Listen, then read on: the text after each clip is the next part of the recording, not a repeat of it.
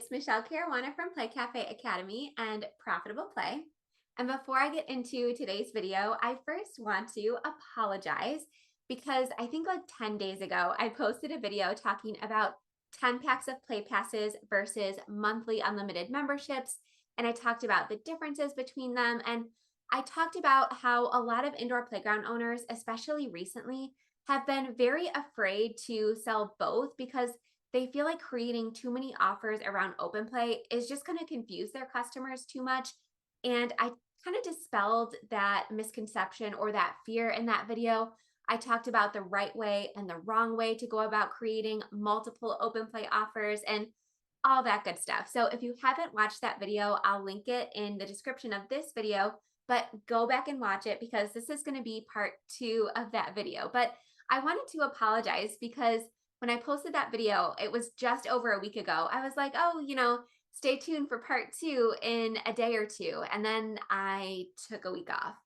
And it was really just because this was the first full week of my kids' summer vacation. And just to be honest and real with you guys for a second, it was a much tougher transition than I expected. My kids are now 6 and 8, and now there's summer camps and appointments, and there's so much more when it comes to coordinating everybody's schedule. And then it rained every single day this week, and we had to stay inside because of all of the Canadian wildfire smoke. It was just not conducive with recording, not conducive with creating content or anything like that. So I really, really appreciate your patience. And one more thing before we get started with today's video, just wanted to give a little shout out. The Able Fables says, what a lovely day to be inclusive. I bought so many of her t-shirts. I'm going to link her Instagram profile in the comments, or not in the comments, in the video description of this video. But if you don't follow her yet, check out her social media, check out her websites. I love her books about inclusion and accessibility. I've learned so much from her. And again, I love to support her content and her business by wearing it as much as I can, because inclusivity and accessibility is something that is so important to me in both my personal life and in my business. So without further ado, now that we have all of that out of the way, I wanted to get right into it. So where we left off at part 1, I was talking about some big problems that I've been seeing with indoor playground owners, specifically around selling memberships and packs of play passes. And where we left off, we were talking about memberships specifically. And I mentioned that there were 2 more really common problems that I wanted to address. So that's what we're going to do now, just to recap.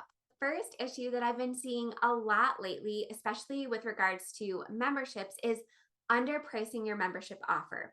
Now, I have an entire podcast episode dedicated to what you should include in a membership offer to make it super attractive while also profitable, and how to price that membership and how to promote it and all that good stuff. So I'm going to link that in the video description for this video. But basically how I like to do it is I like to price my membership such that if you came more than twice a week, a membership was going to be the best value for you. And I talked about it a little bit in part 1 of this video, but in my experience, and again, in the experience of most of the owners that I work with almost 300 owners in Playmaker Society, which is my monthly membership for Play Cafe owners or indoor playground owners, soft play owners, whoever wants to join. So in our experience, our members are coming 2 to 3 times per week. And we're going to talk a little bit about how members tend to use our space a little bit differently in just a moment, but I want to stick with pricing for a second. So again, you really want to make sure that your membership offer is aligned with your daily pass price. So if your daily pass price is $15 and you're charging $30 or $40 for an unlimited open membership, it's not only going to attract the wrong people, it's also going to really cannibalize your open play sales, because again, these people are going to come much more often than you likely think, and you're going to constantly be turning away open play customers if you sell way too many of these lower priced memberships because they are so low priced. So you really want to make sure that you're asking yourself who you want to attract with this membership offer, if it's going to be too low priced, and how often these people are going to actually be coming, and if that's going to hurt your open play sales or sales of 10-pack sales. And this is a little bit different between play cafes or indoor playgrounds that have cafes and do not have cafes. So if an indoor playground that has a cafe wants to undercharge for their membership and charge something that's again a little bit lower in terms of their daily pass price, I think that's absolutely fine. We had a cafe with snacks and some prepared foods and tons of coffee options. And every single time a member came in the door, pretty much for the most part, they would buy a coffee drink that was like $6 or $7. They would buy $6 worth of snacks. Sometimes they bought retail toys or things like that. So they were still spending money every single time they came in the door. So I felt a little bit validated that I was charging a little bit less compared to my daily pass. So I wasn't charging, in part one of this series, I talked about how in my membership, I took my daily pass price, multiplied it by two because I expected them to come at least twice a week, multiplied that by four, and that's how I got my membership price. And then again, I added a ton of extra perks in there, like priority event registration and things like that. But that's not what this particular episode is about. So even though I charged a little bit lower than what people were coming because my members were coming 3, 4 times a week, I still felt validated because again, they were spending money every single time they came. They were bringing friends. And so it was still very profitable for me and it wasn't cannibalizing my other sales as much. Now, if somebody doesn't have a cafe and their main feature is really open play during their open play hours because they're not doing birthday parties during those times, you definitely need to be very careful with your membership pricing because if people are coming 3, 4 times a week for $30, $40 a month when your open play pass is $15 and they're not spending any additional money when they come in those doors, you are going to be losing out on a lot of money and it's going to really restrict your ability to bring in profits to your business. So again, this is where businesses with a cafe and without a cafe tend to differ. And this is one of the biggest reasons that I always, always, always, 100% of the time recommend that you at least have a basic cafe in your business. In 2023, again, I've made no qualms about this. I think that in order to be as successful as possible in the indoor playground business in 2023 and beyond, you need to at least have a basic cafe. I have, again, an entire podcast about why you need to have a cafe, how to start a cafe, even if you have no coffee experience. I have so many trainings on this.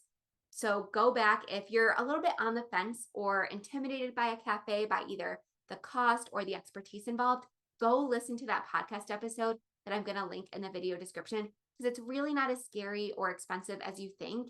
And in my experience and in all of the experiences of the other playground owners I've worked with, the cafe equipment pays with itself so fast, like within 2 to 3 months. And it's way easier to learn than you think. So I know I went off on a little bit of tangent there, but a lot of people are severely underpricing their membership offer. And again, you're going to be cannibalizing your open play sales and you're really going to be restricting yourself as a business because people are going to be coming way more often than you think. All right. The next problem that I see a lot is underselling memberships. Now, this is different from underpricing. I know they sound a little bit similar, but by underselling, I mean they're feeling like, they can only sell 25 or 50 members because their space is X size. Now, we had 2,500 square feet in our first facility and 3,500 in our second facility.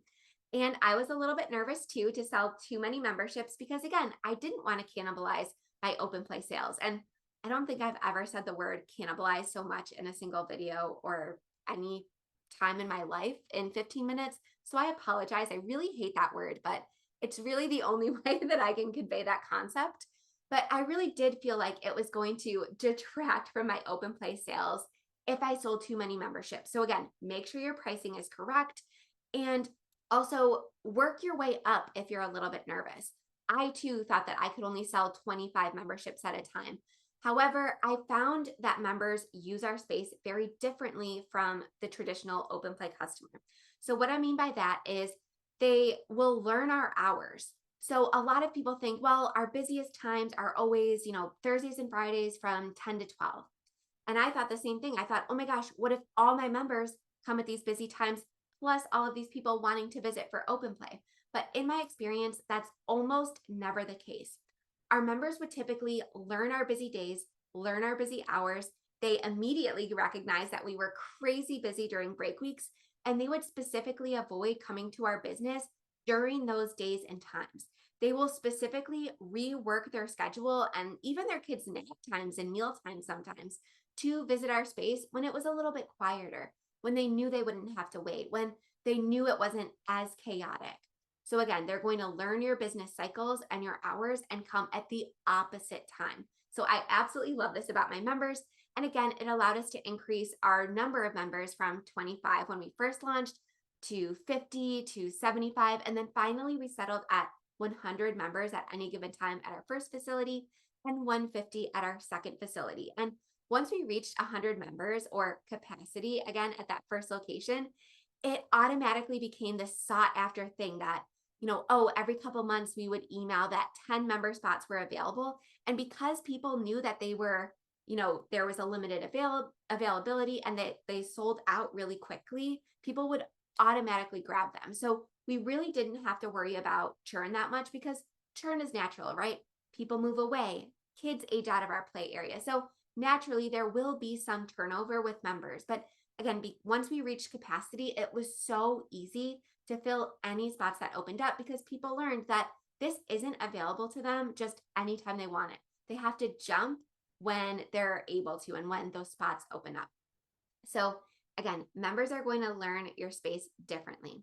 And also, as I alluded to in the previous part, members are going to spend money on other things. So I was really worried that, oh, members are going to be the ones looking for the best deal, or they're going to be the most frugal and they're never going to buy coffee. They're never going to buy snacks or anything like that because, our membership was the best deal when it came to actual cost per visit. So I was like, oh, these are the people that are never going to spend money on anything else. And boy, was I wrong.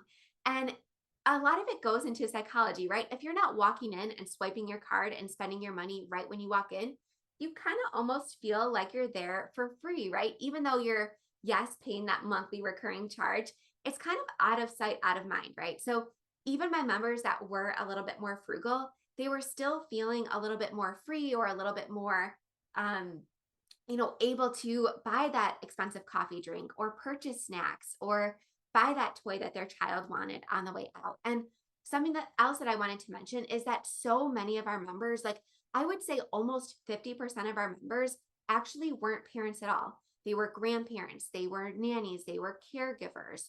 So the parents were paying this monthly membership, and then the grandparent or the babysitter or the caregiver, they weren't paying that money. So they absolutely felt a lot more free to buy the coffee drinks, buy the snacks, because that was money coming out of their pocket and they weren't having to pay for that subscription. And, it's not like we, had people charge like a resort. They didn't say, oh, just put it on my membership or just put it on my tab.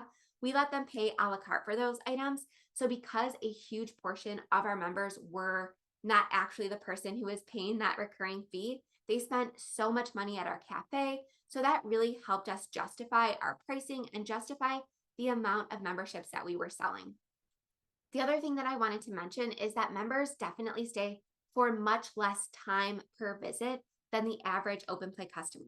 So when you're paying $15 to play, you're probably going to be there for a couple hours, right? You're going to pack water, you're going to pack snacks if you're allowed to, you might pack a change of clothes just in case there's an accident, right?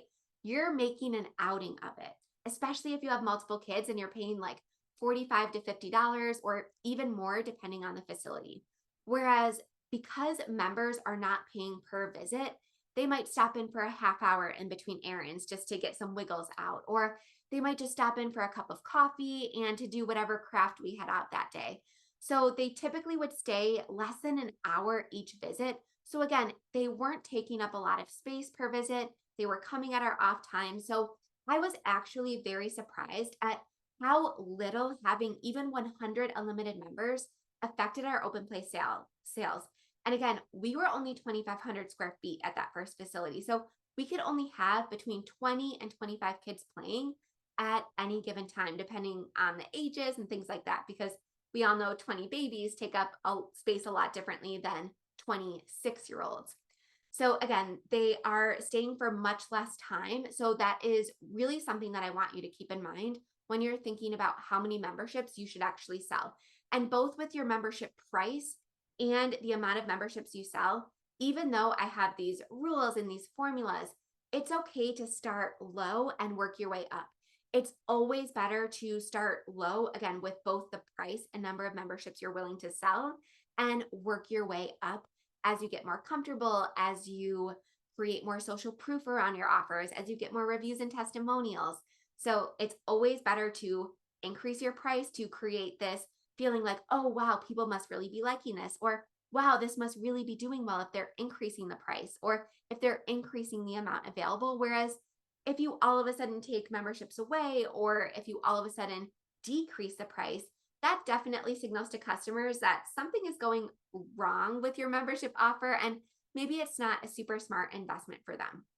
And then the last thing that I wanted to mention with regards to membership and how members use our space differently is that members are typically, if you watched my story time video about that one time we had to permanently ban a member for life from our business, you'll know that that's why I'm saying typically. 99% of the time, members are solo maintenance. They're not the ones that are complaining or asking all of the questions, or, being very needy of our staff. They are so respectful of our space. They tend to pick up after themselves. They know the rules already. They follow them very respectfully and very consistently. They're kind to the other customers, right? Because they've raised their hand and said, hey, I appreciate this business so much that I want to become a member. I want to, visit this space as much as possible. So I'm going to allow them to charge me on a recurring basis. These are going to be some of your best, most loyal customers and your biggest raving fans. And that's going to show in how they treat your customers, how they treat your staff, and how they treat your space. So, when it comes to picking up at the end of the day or after a play session or something like that, again, members are the ones that are not making the mess. They're the ones that watch their kiddos, follow your rules. They're so respectful. They're so low maintenance. So that's just one more vote for focusing on memberships from me. All right. I hope you enjoyed part 2 of this video. And if you have any other questions about memberships or selling packs of passes or anything like that, again, this is one of our most common topics that we talk about in Playmaker Society. So if you want to learn more about that, or about any of my other programs, or anything else I talked about in today's video, it's all linked in the video description. And again, don't forget to subscribe to this channel so you never miss a tip or a video. All right, see you soon.